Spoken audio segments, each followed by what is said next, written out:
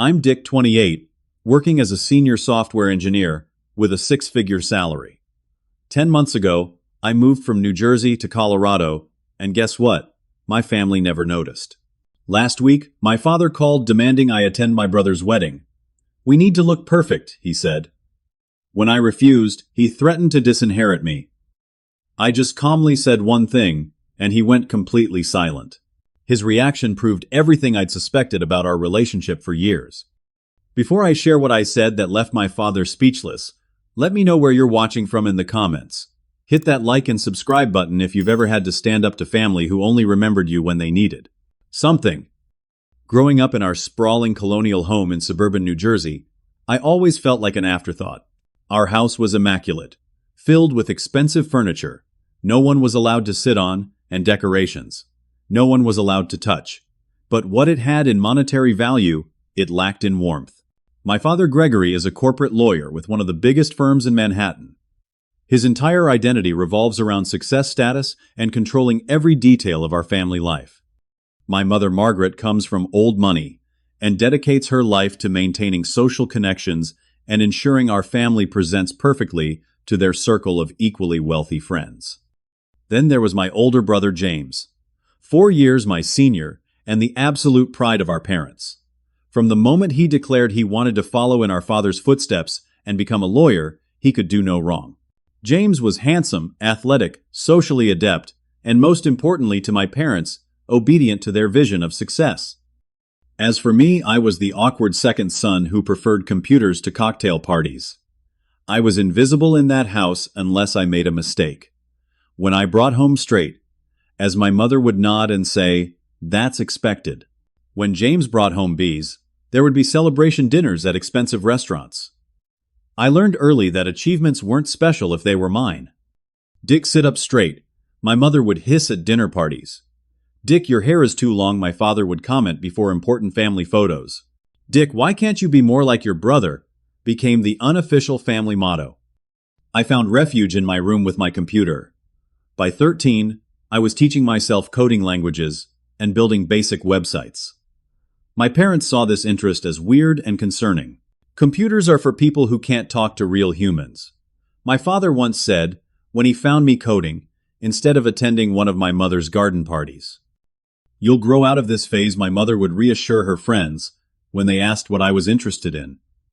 They never bothered to ask me directly. The most vivid memory of my invisibility came during my high school graduation. I had worked incredibly hard to become valedictorian, partly out of personal drive, but mostly from a desperate hope that my parents might finally notice me. The day before graduation, James called from his first year of law school.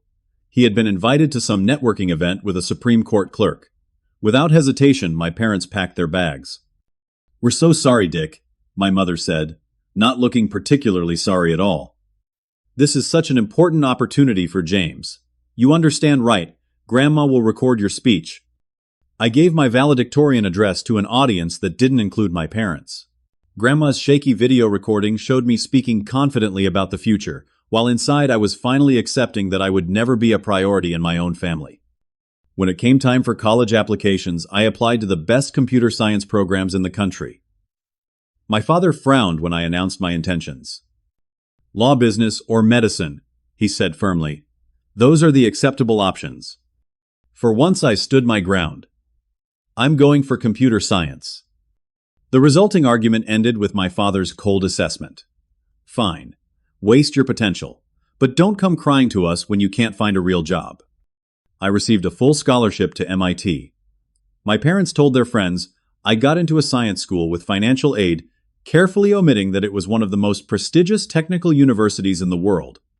College became my first taste of freedom. For the first time, I was surrounded by people who found my skills and interests valuable rather than weird. I made real friends who wanted to know my thoughts and ideas. I thrived academically and socially gradually, realizing that the cold knot in my stomach that had been my constant companion at home was finally loosening. During those 4 years, I returned home for mandatory holidays and events, but each time, the emotional distance between me and my family grew wider.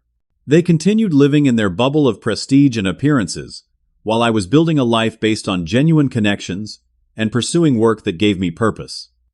After graduating with honors from MIT, I landed a job at a promising tech startup in New York City. The salary was modest compared to what James was making at his law firm, but I was proud of securing a position that aligned with my skills and interests.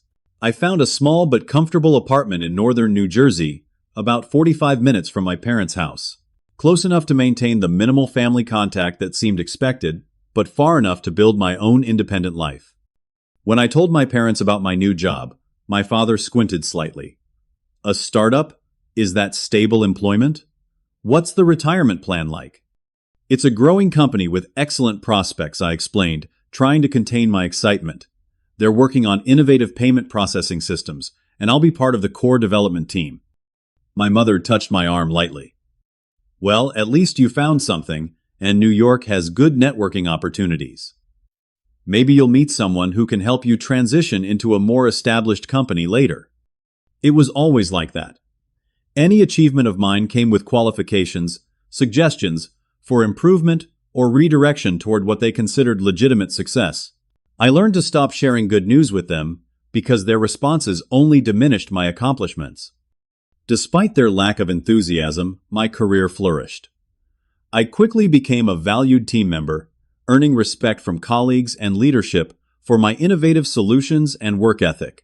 I made friends with coworkers who shared my interests and values. We would meet for weekend hikes, game nights, or simply to try new restaurants in the city. Meanwhile, family gatherings continued to follow the same script they always had. I would arrive at my parents' house for Thanksgiving or Christmas, and conversation would revolve entirely around James.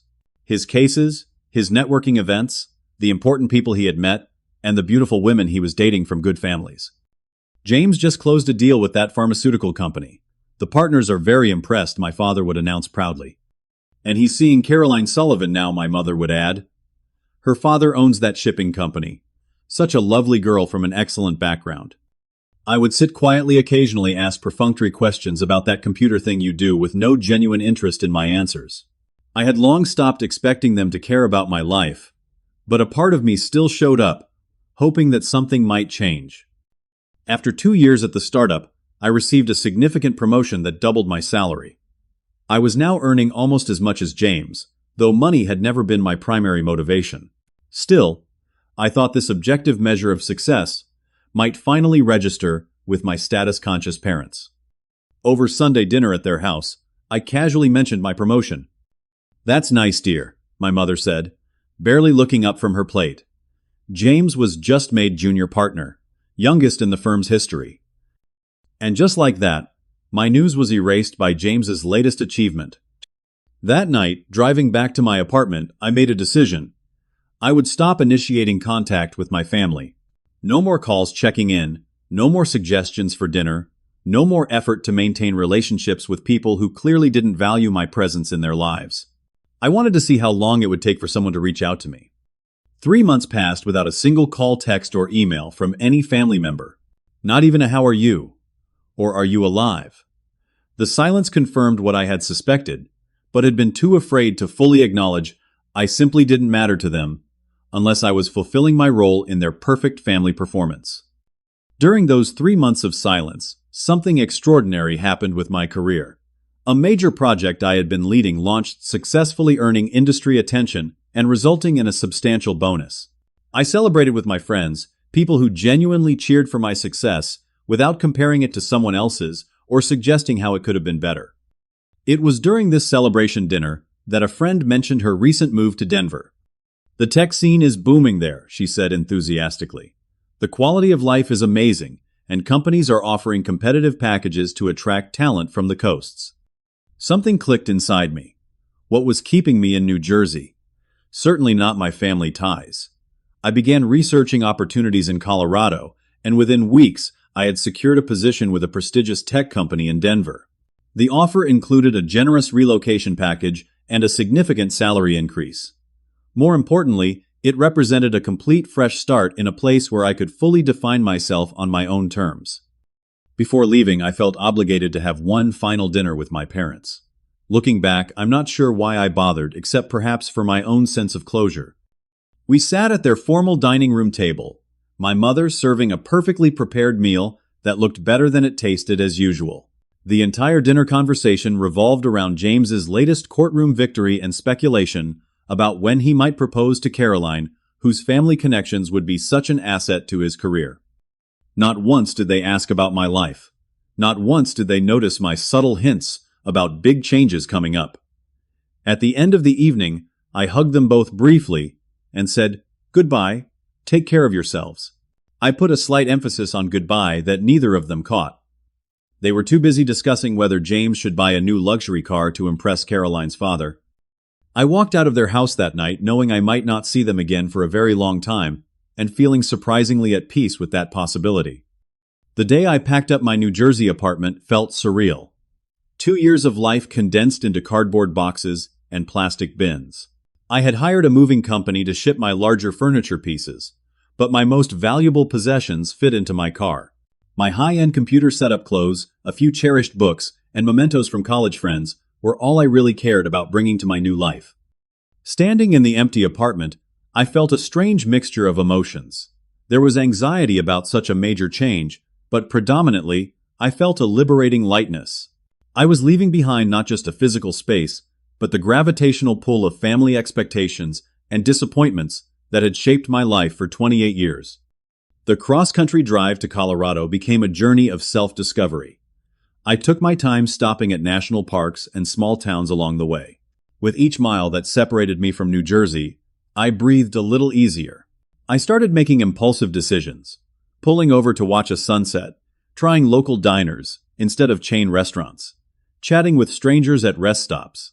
Small freedoms that represented the larger liberation I was driving toward. 5 days and 2,000 miles later, I arrived in Denver. The sight of the Rocky Mountains on the horizon felt like a physical embodiment of the possibilities awaiting me. My new apartment was in a modern building downtown, with floor-to-ceiling windows that offered mountain views I could hardly believe were real.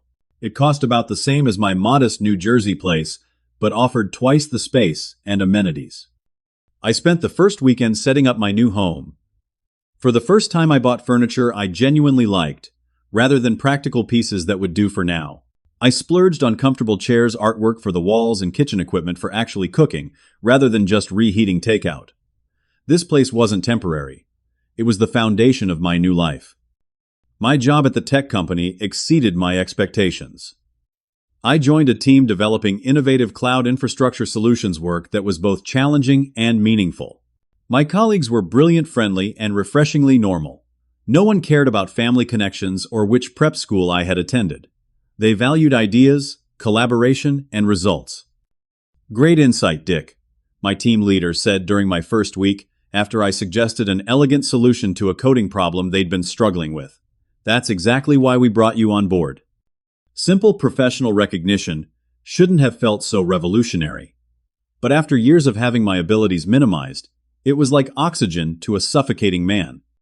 Outside of work, I discovered parts of myself that had been suppressed back east. I joined a hiking group and found I loved the physical challenge and natural beauty of the mountain trails.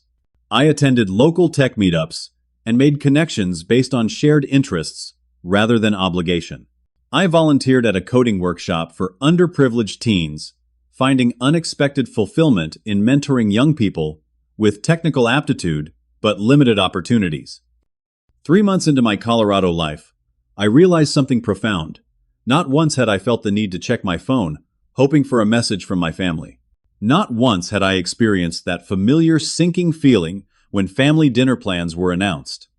I was living completely free from the anxiety that had been my constant companion in New Jersey. I also realized that in these 3 months, not a single family member had noticed my absence. No one had called asking why I missed the usual obligatory Sunday dinner. No one had texted wondering why my apartment phone had been disconnected. It was as if I had never existed in their world at all. This confirmation of my invisibility should have hurt, but instead, it was strangely validating. I hadn't been imagining the emotional neglect all these years. It was real, and now I had irrefutable proof. I had deliberately avoided announcing my move on social media platforms where extended family might see. Partly as an experiment to see how long my disappearance would go unnoticed, but mostly because I was enjoying the clean break. My new friends and colleagues knew me only as Dick from Colorado. not as the disappointing second son from the prestigious New Jersey family. 6 months after moving, my life had transformed entirely. I had been promoted to lead developer on a major project. My apartment felt truly like home. I had a solid group of friends who genuinely enjoyed my company. And I had started dating Sarah, a wildlife biologist I met through the hiking group. Sarah was everything my parents would hate: outspoken, passionate about environmental conservation, completely uninterested in status or appearances, and from a middle-class background in rural Michigan. She wore hiking boots more often than heels and could identify dozens of bird species but couldn't tell a Rolex from a Timex. I found her absolutely fascinating. "You never talk about your family," she observed one evening as we cooked dinner together at my apartment. "There's not much to say," I replied, surprised by how easy it was to be honest with her. "We're not close. They probably haven't even noticed I moved across the country." Instead of the awkward reaction this revelation usually provoked, Sarah just nodded thoughtfully. "Family is who shows up for you, not just who you're related to. My parents divorced when I was young, but my mom's best friend Ruth has been more family to me than my actual dad." Her simple acceptance of my family situation, free from judgment or pity, was refreshing. With Sarah, I could just be myself without the weight of family history constantly pressing down on me. The holiday season arrived, and for the first time in my life, I didn't feel obligated to return east for the traditional family performance. Instead, I accepted Sarah's invitation to join her family's Christmas celebration in Michigan. The contrast couldn't have been more stark. Her mother's modest home was chaotically warm. Mismatched decorations filled every surface, many handmade by Sarah and her siblings as children. Everyone helped with meal preparation, laughing and teasing each other affectionately. At dinner, I was asked genuine questions about my life and work. People actually listened to my answers and followed up with more questions. When I mentioned a recent coding challenge I'd solved, Sarah's teenage cousin asked me to explain how it worked, showing actual interest. "You're quiet," Sarah said, as we drove back to our hotel that night. "I've never experienced a family gathering like that before," I admitted. "Everyone seemed to actually enjoy being together." She squeezed my hand. "That's generally the point of family." 9 months into my Colorado life, I realized I hadn't spoken to my biological family in almost a year. The last interaction had been that final dinner before my move. 9 months of building a life based entirely on my own choices and values. 9 months of discovering who I was outside the narrow role I'd been assigned in the family dynamic. I felt more confident and self-assured than I ever had before. My work was recognized and valued. My relationship with Sarah was deepening into something meaningful and supportive. My social circle consisted of people who chose to spend time with me because they enjoyed my company, not because of obligation or appearances. I finally updated my address and contact information with a few extended family members I had genuine connections with, like my father's sister, Aunt Linda, who had always been kind to me, and my cousin Peter, who shared my interest in technology. I didn't explicitly announce my move, but simply mentioned my new address in Denver when sending birthday cards or responding to their occasional messages. I still didn't update my parents or James, curious how long their obliviousness would continue. As the 10-month mark of my Colorado life approached, I had all but forgotten the performance-based existence I'd left behind in New Jersey. I was too busy living a genuine life to waste energy on people who had never made space for me and theirs.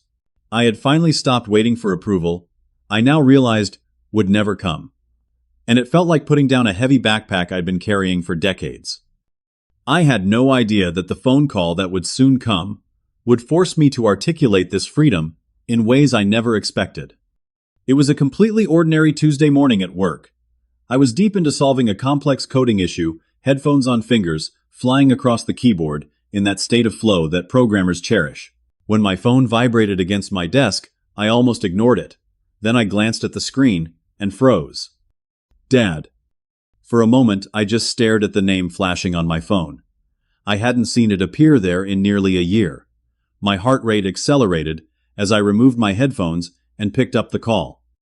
"Hello, Dick." My father's voice came through crisp and authoritative, exactly as I remembered it. No greeting, no "How are you?" just my name, pronounced like the beginning of a business meeting. "We need to discuss James's wedding arrangements." I sat back in my chair momentarily speechless. No acknowledgement of the long silence between us. No questions about my well-being or life. Just an immediate launch into family business, as if we'd spoken yesterday. James is getting married. I finally managed. Of course he is, my father, replied impatience, already coloring his tone, to Caroline. The ceremony is 6 weeks from Saturday at the Westfield Country Club. As I was saying, we need to discuss arrangements. My mind was spinning. James and Caroline's relationship had clearly progressed since I'd left, yet no one had thought to inform me of my own brother's engagement. The Sullivan family has considerable influence in circles that matter, my father continued, not noticing or caring about my silence. This wedding needs to be flawless. The whole family needs to present a united front and look perfect. You'll need to get a proper suit, not whatever off-the-rack thing you might be considering. I've made an appointment with our tailor next Tuesday. He paused, and I realized he was waiting for confirmation. I said nothing, still processing the surreal nature of this conversation. Did you hear me, Dick? Tuesday at 2. And you'll need to bring an appropriate date. Not some bohemian girl with strange political ideas like that one you brought to Christmas 3 years ago. Someone presentable. If you don't have anyone suitable, Caroline's cousin is unattached and would make an acceptable pairing for photos. The casual dismissal of my life and choices snapped me back to attention.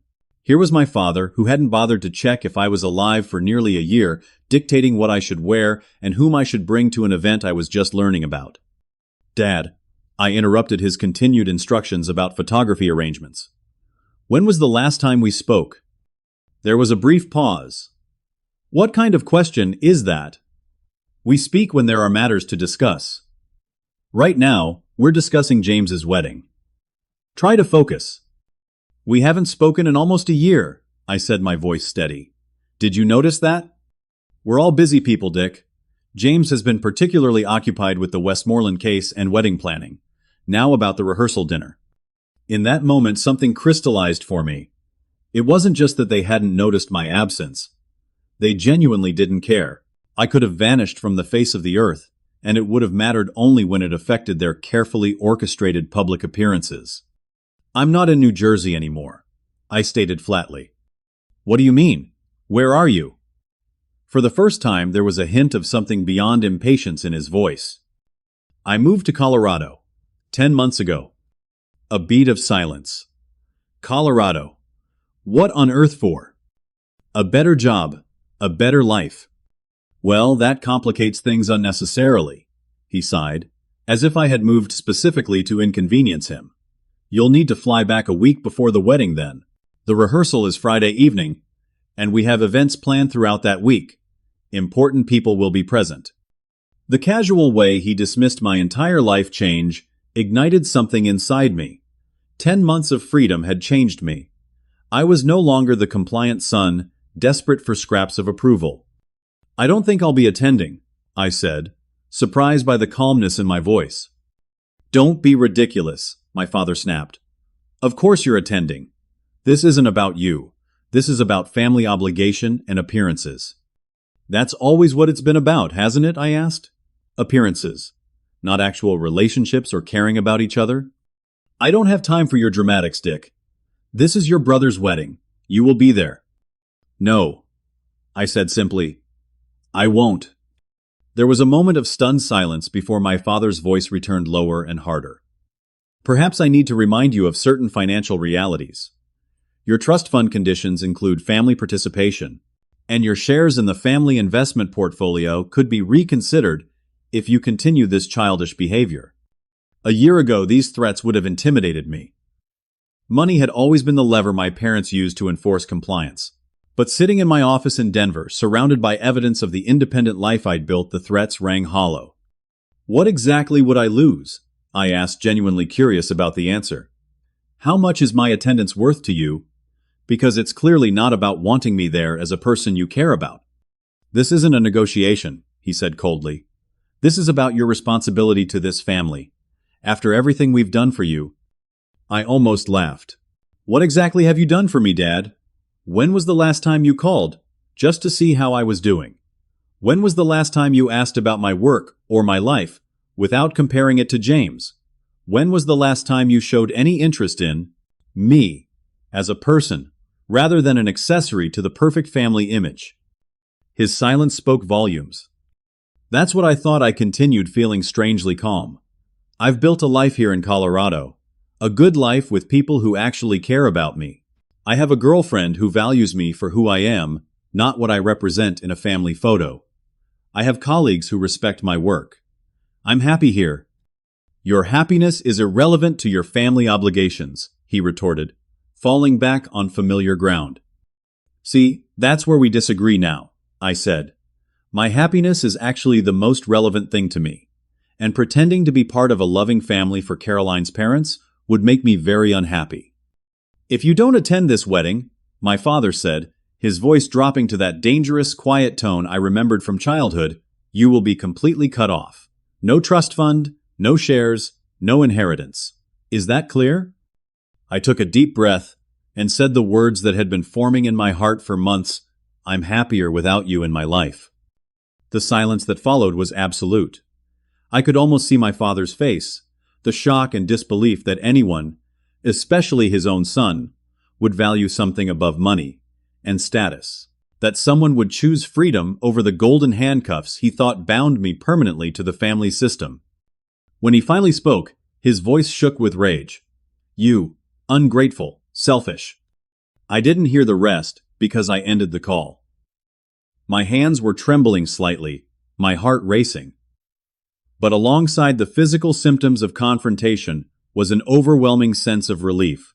For the first time in my life, I had stated my truth directly to my father. I had rejected the transaction he was offering compliance, in exchange for financial benefits. I had chosen myself. I sat at my desk for several minutes, processing what had just happened. Then I texted Sarah. Just had a big conversation with my dad. Can I tell you about it tonight? Her response was immediate. Of course. Want me to bring dinner to your place? Sounds like a wine night. That simple message of support brought unexpected tears to my eyes. This was what real caring looked like.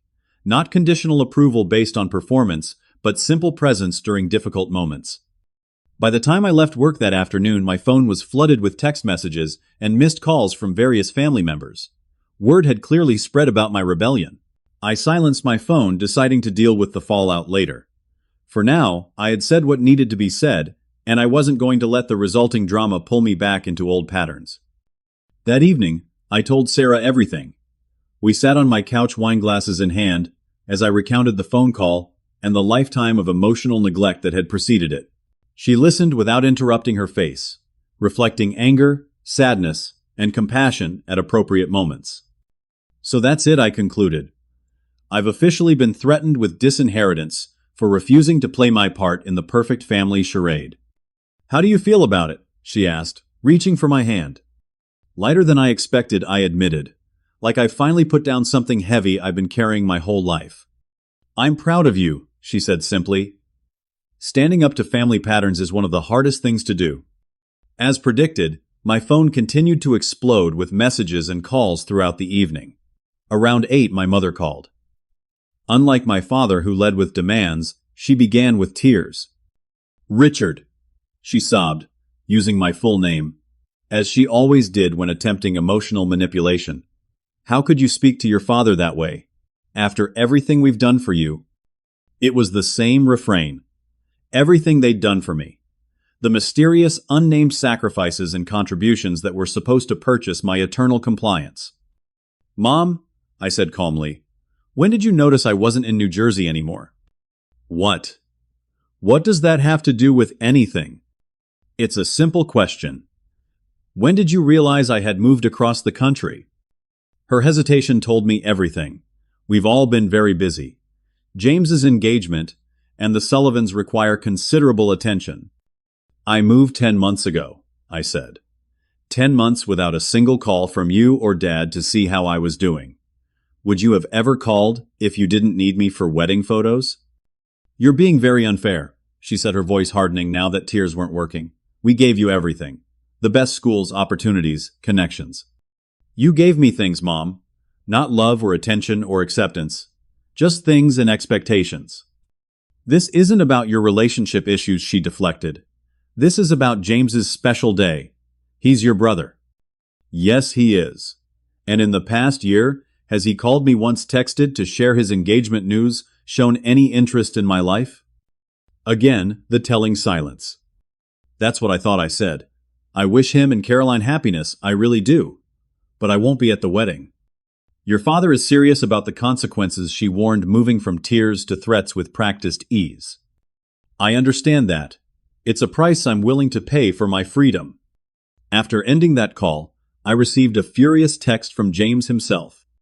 What the hell is wrong with you? You're ruining my special day with your selfish drama. Mom is crying and Dad is on the warpath. Fix this now. Not I miss you, or why did you move, without telling me, or any acknowledgement of our non-relationship. Just anger that I was disrupting the perfect family narrative. I replied simply, Congratulations on your engagement, James. I wish you happiness, but I won't be attending. This isn't about ruining your day. It's about me finally being honest about our family dynamic.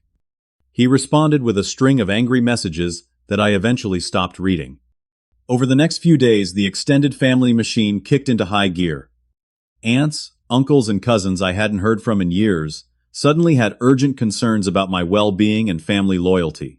Most messages followed a similar pattern: disbelief that I would do this to my parents, reminders of family obligation, and warnings about decisions you'll regret forever. What struck me most was how few of these messages contained any genuine inquiry about my life, my reasons, or my feelings. It was all about the system I was threatening by refusing to comply with its unwritten rules. One surprising ally emerged during this barrage. My cousin Thomas, who had always seemed fully integrated into the family value system as a successful investment banker, sent a private message. For what it's worth, I get it. Been maintaining the required minimum family contact while living my actual life for years. They probably don't know my girlfriend is Nigerian and a public defender. Hang in there. This will blow over when they find a new crisis to focus on. His message was like a breath of fresh air amid the suffocating family pressure. It reminded me that I wasn't crazy or ungrateful for wanting authentic relationships rather than transactional ones. A few days later, my father's sister, Aunt Linda, called. Unlike the others, she started with, Are you okay, Dick? Really okay? The genuine concern in her voice nearly broke me. I'm better than okay, I told her honestly. I have a good life here. Friends, a great job, a wonderful girlfriend. I'm happier than I've ever been. I've been worried about you, she admitted. When I asked your mother about you at Easter, she said you were too busy with work to attend. Same thing at the 4th of July picnic. I felt a surge of bitter amusement. I wasn't too busy. I was 2,000 miles away, and they didn't even know it. Aunt Linda sighed heavily. They've been telling everyone you couldn't get away from work. I suspected something else was going on when you stopped appearing in Margaret's carefully curated family social media posts. Her revelation confirmed what I had begun to suspect. My absence had indeed been noticed, but rather than reaching out to me, my parents had created a cover story to save face. The perfect family couldn't admit that one member had walked away. It would raise too many uncomfortable questions about why. Your father called me last night, she continued. He wanted me to talk sense into you about the wedding. I told him I'd call, but not for the reasons he thinks. I appreciate that, Aunt Linda. For what it's worth, I think you're brave. Sad as it is, some families don't know how to love each other without conditions. Breaking free takes courage. After hanging up with Aunt Linda, I scheduled a session with my therapist, whom I'd been seeing since shortly after moving to Colorado.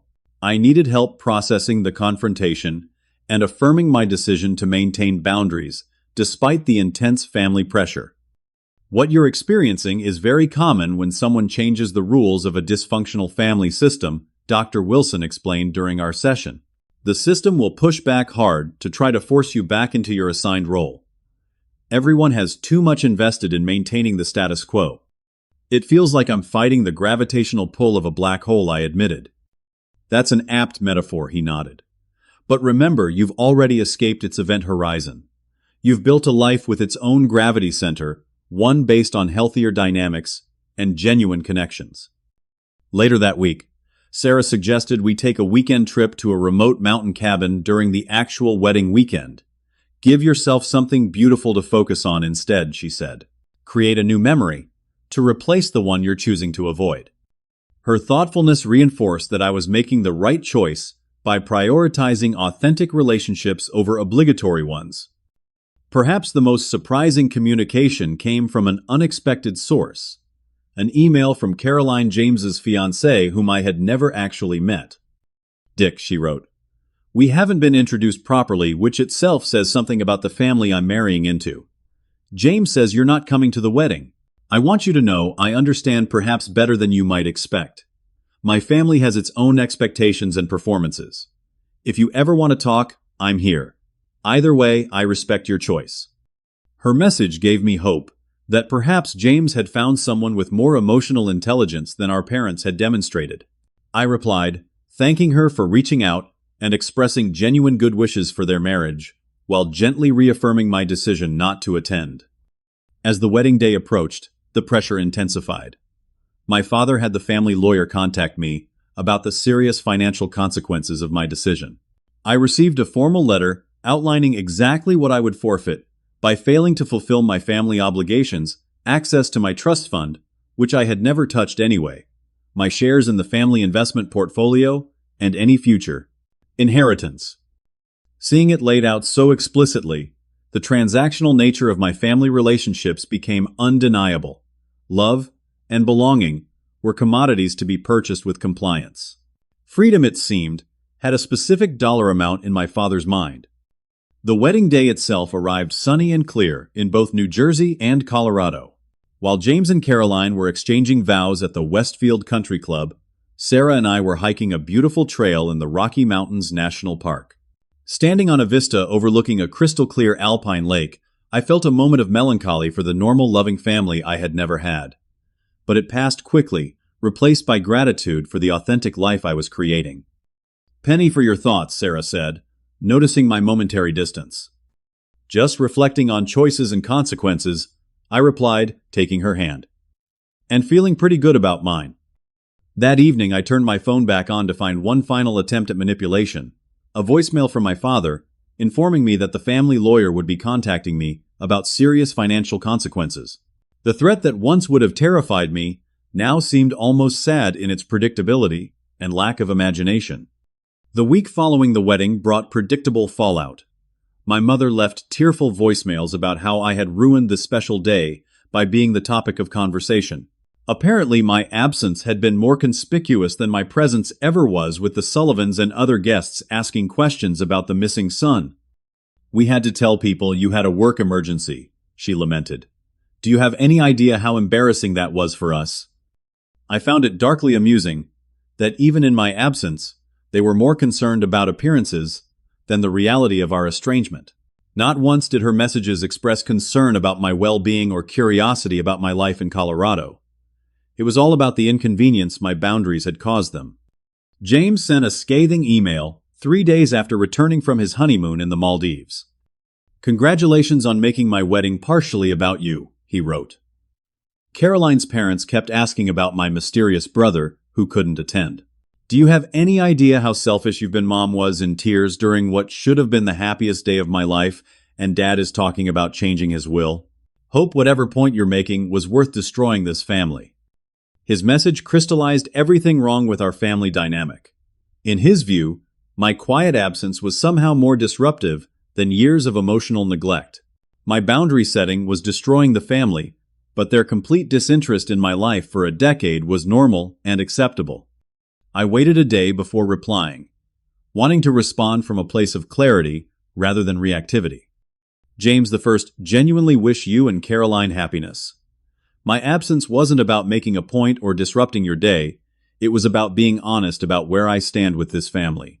I moved across the country 10 months ago, and not one of you noticed or cared enough to call and check on me. That tells me everything I need to know about my place in this family. I'm not angry anymore. I'm just finally being honest about the relationship we actually have versus the one we pretend to have for appearances.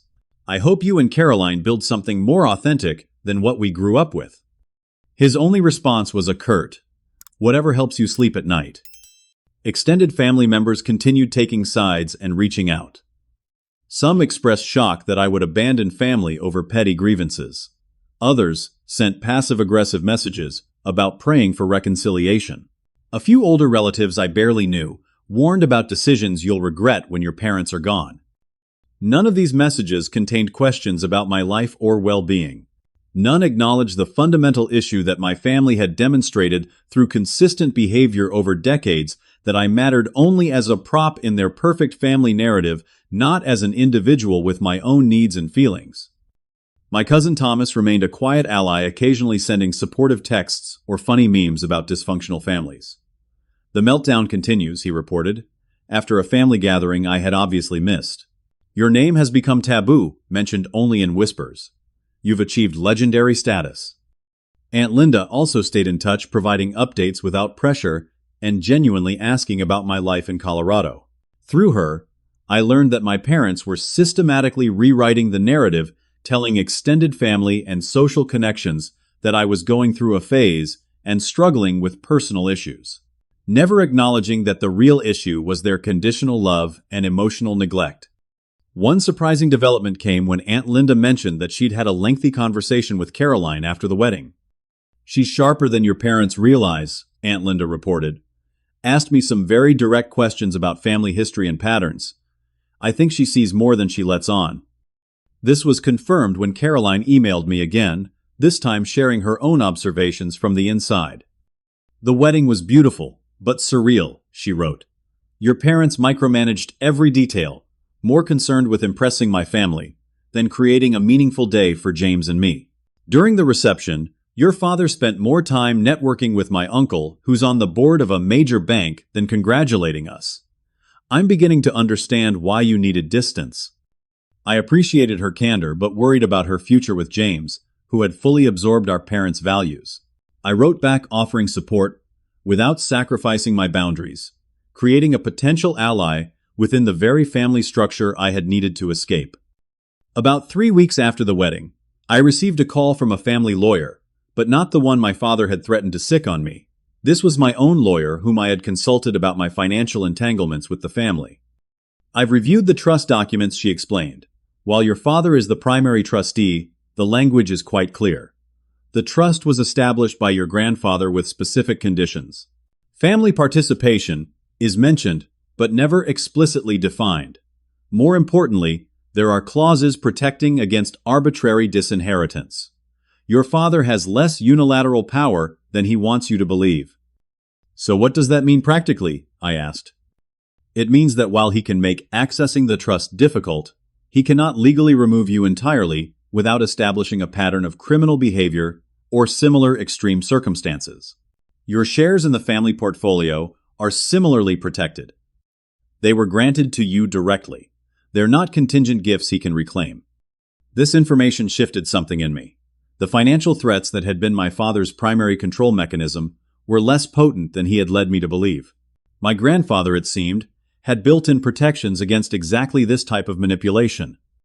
After consideration, I decided to have my lawyer draft a simple letter informing my father that I was aware of my legal rights regarding the family trusts and investments, but that I was voluntarily declining access to those funds for the planning or rights.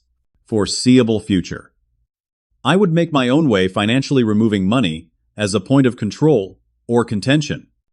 I also included a personal note stating that if he ever wanted to have a relationship based on mutual respect rather than control and compliance, I would be open to that conversation. The ball was in his court. The response was predictable, icy silence. My mother called once more to tell me how deeply I had wounded my father and damaged the family reputation. When I calmly asked if either of them were interested in my actual life and happiness, she changed the subject back to their feelings and expectations. A month after the wedding, life began returning to normal. The flood of family messages slowed to a trickle. Sarah and I settled back into our routine of work, hiking weekends, and quiet evenings together. I threw myself into a challenging new project at work, earning recognition that validated my professional path far from the one my parents had prescribed. As Christmas approached, Sarah and I made plans to visit her family in Michigan again. The thought of another warm, chaotic Sullivan family gathering brought me joy rather than dread. I had begun to understand what family could and should be: people who showed genuine interest in each other, who celebrated successes without competition, who offered support without keeping score. One evening, in early December, an unexpected envelope arrived in my mail. Inside was a wedding photo and brief note from James. Thought you might want this. The day was perfect for the photo album, but stressful in reality. Dad spent the reception networking, Mom cried in the bathroom over centerpieces, and Caroline's father made 3 comments about my career trajectory. Sometimes, I wonder if you have the right idea about all of this. It wasn't an apology or a complete understanding, but it was the first hint that James might be beginning to question the family dynamics we had grown up with. The photo showed him and Caroline looking genuinely happy together, a candid moment, rather than the posed perfection our parents preferred. I sent back a brief friendly message, neither burning bridges nor compromising boundaries. Thanks for the photo. You both look happy. That's what matters at the end of the day. My door is always open if you want to talk. The holidays passed peacefully with Sarah's family, once again demonstrating what genuine family connection looked like. I received the obligatory expensive but impersonal gift from my parents, sent to my Colorado address, that they must have finally obtained from Aunt Linda. I sent them a polite thank you note and a donation to a literacy nonprofit made in their name. 6 months after the confrontation, my life continued improving. Work was fulfilling, my relationship with Sarah was deepening, and I had built a community of friends who knew and appreciated the real me. Meanwhile, through occasional updates from Aunt Linda and Thomas, I heard that my parents were still struggling to explain my absence to their social circle. The perfect family narrative had developed a visible crack that no amount of revisionist storytelling could completely repair. An unexpected development came in the form of a job offer from a prestigious tech company back east. The position would have meant a significant promotion and substantially higher salary. A few years earlier, I might have jumped at the chance, viewing it as an opportunity to finally earn my parents' approval. Now I evaluated the offer on entirely different terms. Would it contribute to my happiness and growth? Would it strengthen or weaken the authentic life I was building? After careful consideration, I declined the position instead, accepting a promotion within my Colorado company that offered interesting challenges rather than just status and money.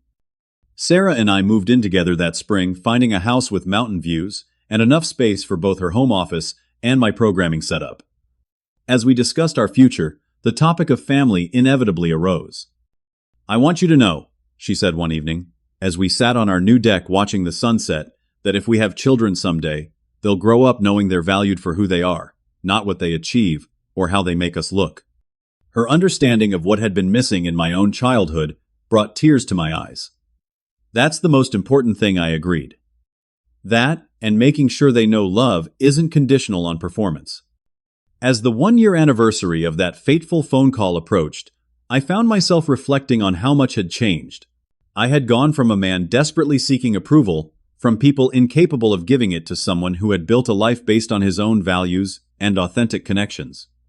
The family lawyer had contacted me once more about the trust fund and investments, presenting options for how I might access what was legally mine without ongoing entanglement with my parents. After consideration, I decided to accept my portion of the family investments, but directed that any proceeds be automatically donated to educational charities, supporting first-generation college students in technology fields. It felt like the right way to transform my family's wealth obsession into something meaningful and aligned with my values. Money that had been used as a control mechanism would now help others find the independence I had struggled so hard to achieve. The process of healing from family trauma doesn't follow a neat timeline. It comes in waves with setbacks and breakthroughs, moments of clarity, followed by old doubts creeping back in. But the overall trajectory of my life, after setting boundaries with my family, was undeniably positive. Working with my therapist helped me recognize patterns I was at risk of carrying forward. The perfectionism that had been demanded of me was something I sometimes imposed on myself and others. The fear of disapproval could still trigger anxiety in professional situations, but awareness was the first step toward change, and I was committed to breaking these inherited patterns. With the support of my lawyer, I thoroughly examined my legal and financial entanglements with my family. Despite my father's threats, I discovered I had more protection than I'd realized. My grandfather had established the family trusts with specific language that prevented arbitrary disinheritance. While my father could make accessing funds difficult, he couldn't legally remove me without establishing serious cause like criminal behavior. After careful consideration, I decided to formally accept my ownership stake in the family investments, but directed that all proceeds be automatically donated to educational charities supporting first-generation college students in technology. This felt like a way to transform something that had been used to control me into a force for good that aligned with my values. As the holiday season approached again, Sarah and I received another invitation from her family for Christmas in Michigan. The contrast between the warm, chaotic Sullivan gatherings and the cold perfection of my childhood holidays remained stark and educational. This was what family could be: imperfect, but genuine, sometimes loud, but always loving. In January, I received an unexpected letter from James. Unlike his angry messages after the wedding, this one seemed reflective. "Dick, I'm sending wedding photos as promised. Looking at them now, 3 months later, something stands out. In almost every formal family picture, everyone looks perfect but strained. The only truly happy photos are the candid ones of Caroline and me when we didn't know the camera was there. It's making me think about some things. Caroline has been asking questions about our childhood that I'm finding hard to answer without sounding like we grew up in some kind of elegant prison. Maybe you weren't entirely wrong about everything." Enclosed were several professional photos showing my parents, James, Caroline, and her family arranged in flawless formation. Everyone looking magazine, perfect, but somehow lifeless. And as he'd mentioned, a few candid shots showed a completely different energy between him and his new wife. I studied my parents' faces in these photos. They looked exactly the same as they had throughout my childhood, immaculately groomed, expensively dressed, and utterly closed off emotionally. They were playing the roles of proud parents, without embodying the genuine feelings those roles should contain. I sent James a thoughtful response, neither attacking our parents nor pretending everything had been normal. "Thanks for the photos. You and Caroline look genuinely happy together, especially in the candid shots. That's what matters in the end. Our childhood was complicated, and I don't expect us to suddenly see everything the same way. But I'm here if you ever want to talk about it. No judgment. For what it's worth, I think questioning family patterns is healthy, especially as you start your own marriage. Wishing you both happiness." I kept my response measured, recognizing that James's journey would necessarily be different from mine. As the golden child who had received the approval I'd craved, his relationship with our parents was fundamentally different. But his letter suggested the beginning of awareness, and that was something. The following months brought small signs that James was indeed starting to question the family dynamic. Occasional texts about memories from our childhood. Questions about my experience growing up in the same house, but seeming to live in a different reality. Once, after what sounded like a particularly difficult dinner with our parents, he called just to vent. "Dad spent the entire meal critiquing my recent court performance," he said, frustration evident in his voice. Not a single positive comment, just everything I could have done better. Caroline was shocked. She asked me later if it was always like that, and I realized it was. I just never questioned it before. It can be a tough realization, I acknowledged, careful not to push my perspective too forcefully. "How are you feeling about it?" "Confused mostly. Part of me still wants his approval, but another part is starting to wonder if that's even possible, or healthy to keep chasing." These conversations weren't easy, and didn't erase years of different treatment and perspective. But they represented a tentative bridge between us, one based on increasing honesty rather than the performance of brotherhood our parents had enforced. 6 months after the confrontation with my father, I received a significant promotion at work, becoming one of the youngest senior leaders in my company. My team had developed an innovative security protocol that was receiving industry attention. In many ways, I had achieved the kind of success my parents should have been proud of, just not in the field they had prescribed. I debated whether to share this news with them at all. Ultimately, I sent a simple email announcing my promotion and new role. My mother responded with a brief, "Congratulations. Your father and I are in Monaco this month. The weather is lovely. No questions about what the promotion entailed or what I had done to earn it." Her response was both disappointing and validating. It confirmed that nothing had fundamentally changed in how they related to me. The consistent emotional neglect that had defined my childhood continued, just with greater geographical distance. Sarah moved in that spring, and we found a house with mountain views and room for both her home office and my programming setup. As we settled into domestic life together, we inevitably discussed the future, including the possibility of children. "I want you to know," she said one evening as we sat on our deck, watching the sunset, "that if we have children someday, they'll grow up knowing they're valued for who they are, not what they achieve or how they make us look." Her understanding of exactly what had been missing in my own childhood brought unexpected emotion. "That's the most important thing," I agreed. "That, and making sure they know love, doesn't depend on performance." The one-year anniversary of that fateful phone call arrived with much less drama than I might have expected. My parents had settled into a pattern of minimal contact, sending occasional impersonal updates about their travels or social events. James and I maintained cautious communication, his awareness of our family dysfunction growing, but still complicated by his position as the favored child. What struck me most reflecting on the year that had passed was how completely my definition of family had transformed. Family was no longer determined by blood relation or legal ties. Family meant the people who showed up, who cared about my well-being, who celebrated my successes without qualification, and supported me through difficulties without judgment. My chosen family included Sarah, whose love came without conditions. It included friends who had become as close as siblings. It included Aunt Linda and Cousin Thomas, blood relatives, who had demonstrated that genuine care was possible even within our extended family. The healing journey wasn't linear or complete. I still occasionally found myself triggered by certain interactions, or falling into old patterns of seeking approval through achievement. But the difference was awareness. I could recognize these moments for what they were: echoes of old wounds rather than present reality. Dr. Wilson helped me understand that complete healing didn't mean never feeling pain from past wounds. It meant developing the tools to recognize old patterns and choose different responses. It meant building a life where those wounds no longer determined my choices or limited my capacity for authentic connection. "Think of it like a physical injury," he explained in one session. "A broken bone properly set can heal completely, but you might still feel changes in the weather in that spot. The pain isn't a sign that you're still broken. It's just a reminder of where you've been." As I look back now, I realize that the most important thing I've learned is that self-worth can't be outsourced. For too many years, I tried to derive my value from my parents' approval, an approval that was structurally impossible to fully earn.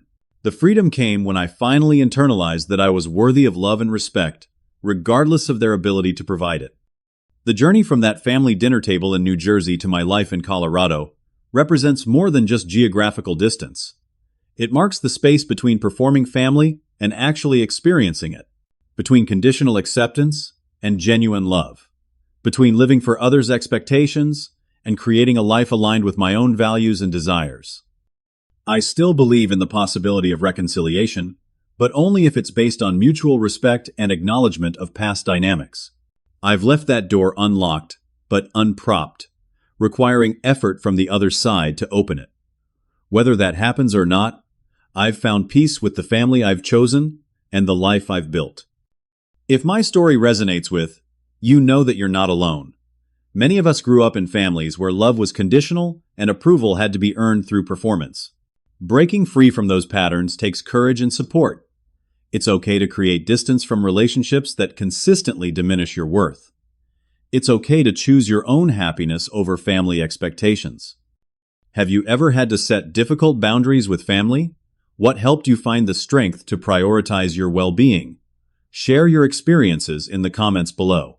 And if this story helped you feel less alone in your own family struggles, please like, subscribe, and share it with someone who might need to hear that it's possible to build a life based on genuine connection rather than obligation. Thank you for listening, and remember, your worth isn't determined by anyone's ability to recognize it.